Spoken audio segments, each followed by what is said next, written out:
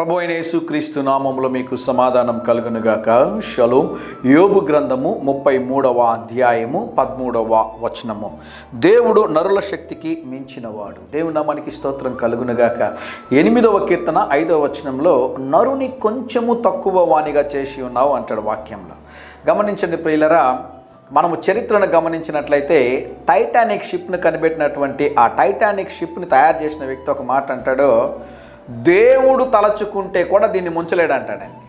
చాలాసార్లు చాలామంది మీరు గమనించండి, ఆయా దేశాలను పరిపాలన చేస్తున్నటువంటి డిక్టేటర్లు కానివ్వండి, లేకుంటే ఎక్కువ ధనం ఉన్నటువంటి వారు ఈరోజు సమాజంలో కూడా మనం చూస్తూ ఉంటాం. అయితే వాక్యం ఒక అద్భుతమైన మాట అంటది, దేవుడు నరుని ఆయనకన్నా కొంచెం తక్కువ వానిగా చేసి ఉన్నాడంటే.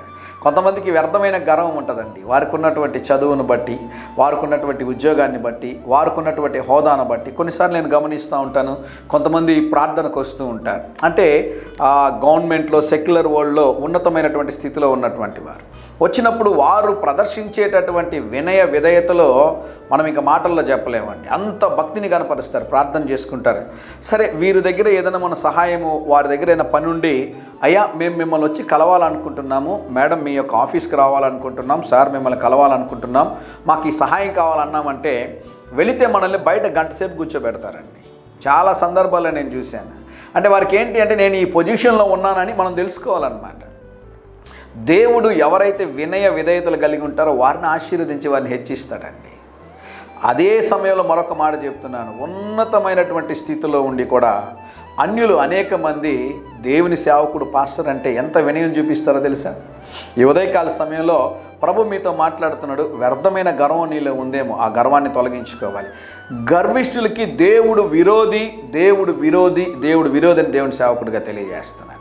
చాలామంది విర్రవీగినటువంటి వారిని నేను చూస్తున్నాను, గర్వంతో మాట్లాడిన వారిని నేను చూస్తున్నాను. అయితే వారి పతనం మటుకు చాలా భయంకరంగా ఉండిందండి. ఈ ఉదయకాల సమయంలో ప్రభు మాట్లాడుతూ ఉన్నాడు, తన్ను తాను తగ్గించుకునేవాడు హెచ్చించబడను, తన్ను తాను హెచ్చించుకునేవాడు తగ్గించబడను. మనలో ఎక్కడైనా గర్వం ఉంటే గర్వాన్ని తొలగిద్దాం, ప్రభు సన్నిధిలో మనల్ని మనం తగ్గించుకుందాం, సంఘానికి సమాజానికి మేలు చేకూర్దాం, తద్వారా దేవుని నామాన్ని మహిమపరుచుదాం. ధైర్యంగా ఈ దినాన్ని ఎదుర్కోండి, దేవుని సన్నిధి మీకు తోడుగా వచ్చునుగాక.